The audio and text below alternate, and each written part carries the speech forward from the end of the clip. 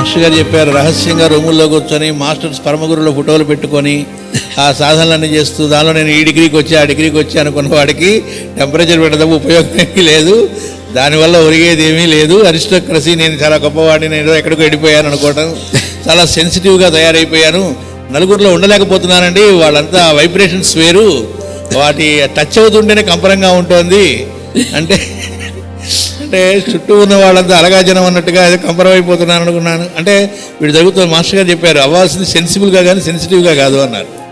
అందుకని ఇతరుల యొక్క ప్రేన్స్ వల్ల ఇష్టపోయేటువంటి వాడు అసలు అన్ఫిట్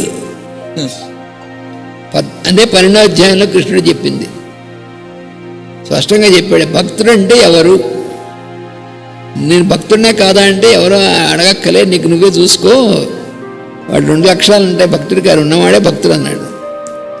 మన యొక్క ప్రేన్స్ వల్ల మన చుట్టూ ఉన్నటువంటి వాళ్ళు ఏ రకమైనటువంటి ఉద్వేగం కలగకూడదు, అలాగే మనం ఏ రకమైనటువంటి ఉద్వేగానికి మిగతా వాళ్ళ యొక్క ప్రేన్స్ వల్ల గురి కాకూడదు. ఈ 2 నీలో ఉన్నాయి, ఉంటే నువ్వు భక్తుడివి, లేకపోతే కాదన్నట్టు. So simple. కృష్ణుడి దగ్గర మొహమాటం ఏం లేదు.